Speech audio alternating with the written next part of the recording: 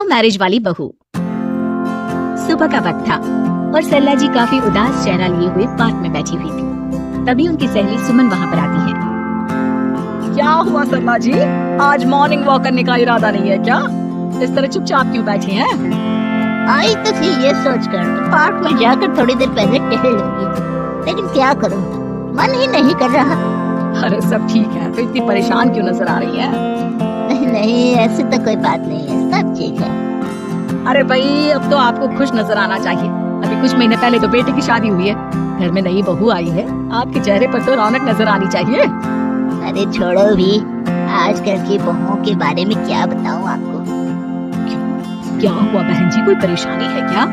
कुछ किया क्या बहू रानी ने? अरे भाई, अभी तो शादी को 6 महीने हुए। अब आपसे क्या छुपाना, आप तो जानती है मेरे बेटे ने लव मैरिज की है और मुझे ना इन लव मैरिज वाली बहुओं पर बिल्कुल भरोसा नहीं। ना जाने कब मेरे बेटे के कान फटने। अरे लेकिन सरला जी, आपके बहू बेटा तो आपके साथ ही रहते हैं, फिर आपको इस बात का डर क्यों है? पता नहीं क्यों बहन जी, अभी तो मुझे अपनी बेटी दीपाली की भी शादी करनी है। बस इसी बात को सोचकर परेशान रहती हूँ। ये लव मैरिज वाली बहू पता नहीं कितने दिन परिवार में एडजस्ट कर पाएगी। कल को अगर बेटे को लेकर दूसरी जगह चली गई तो क्या होगा? अरे हाँ, याद आया, दीपाली तो दिल्ली में नौकरी करती है ना? हाँ, बहुत अच्छी नौकरी लगी है उसकी।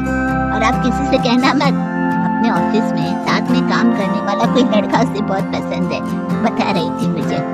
लेकिन अभी तो आप कह रही थी कि आपको लव मैरिज और इन सब में भरोसा नहीं है। अरे तो क्या हुआ, जहाँ बेटी खुश रहे वही मैं खुश हूँ।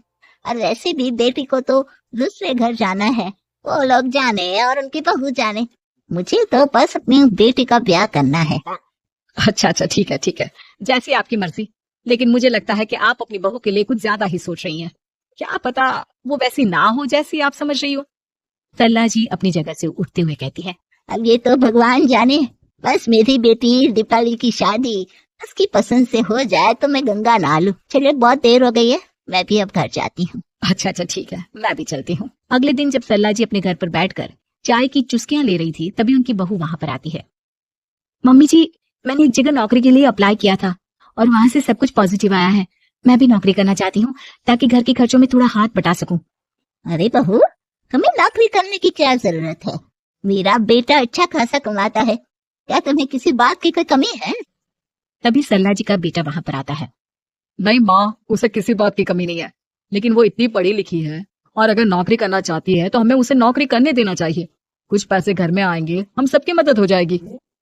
तुम तो ऐसे कह रहे हो बेटा जैसे ये घर तुम्हारी पत्नी की कमाई पर ही चलता है। अरे नहीं मम्मी जी, इनके कहने का ये मतलब नहीं है, बस मेरी ही नौकरी करने की इच्छा थी, इसलिए आपकी परमिशन चाहते हैं।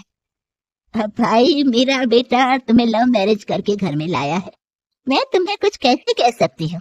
जो मर्जी आए करो। सरला जी का बेटा और बहू वहां से चले जाते हैं। अब उनकी बहू नौकरी करना शुरू कर देती है। कुछ ही दिन बाद सरला जी की बेटी दिल्ली से अपने घर आती है और अपनी माँ से कहती है, माँ, मैंने आपको बताया था ना, मुझे अपने ऑफिस में साथ काम करने वाले एक लड़के से बहुत प्यार है, मैं उससे शादी करना चाहती हूँ माँ। हाँ, तो मैंने कब मना किया? अगर तुम उसे पसंद करती हो तो उसके घर वालों को कहो, हम आपस में बात करके तुम्हारी शादी तय कर देते हैं। अरे लेकिन माँ, एक बहुत बड़ी परेशानी है। क्या परेशानी है बेटा? माँ, वो लड़का बहुत अच्छा है, लेकिन कुछ ज्यादा ही पैसे वाले घर से उसके माँ बाप। उन्हें मेरे और उसके रिश्ते से वैसे तो कोई परेशानी नहीं है, लेकिन वे चाहते हैं कि शादी 5 स्टार होटल में हो। अरे ऐसे कैसे, हम तो मिडिल क्लास लोग हैं, हमारे लिए 5 स्टार होटल में शादी करना कोई आसान काम थोड़ी ना है। लेकिन माँ, मैं क्या करूँ? मैंने उनसे बात करने की बहुत कोशिश की, बस एक किसी जगह बात अटक गई है। साफ साफ कह दो बेटा, शादी करनी है तो ठीक है, लेकिन ये 5 स्टार में शादी करने वाली शर्त मैं नहीं मान सकती। अरे कैसी बात कर रही हैं आप मम्मी जी?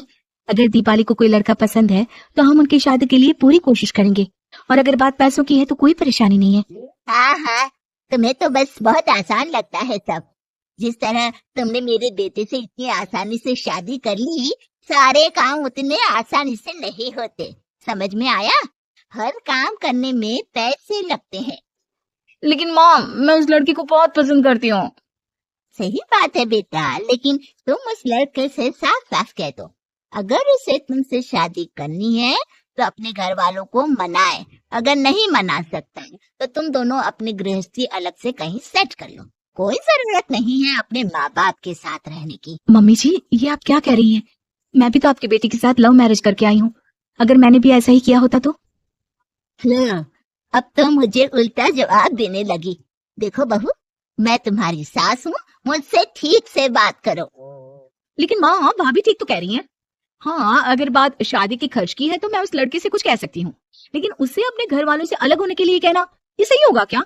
आप तो समझिए माँ।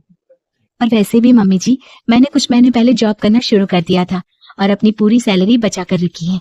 आप चिंता मत कीजिए, मैं दीपाली की शादी में कोई कमी नहीं होने दूंगी।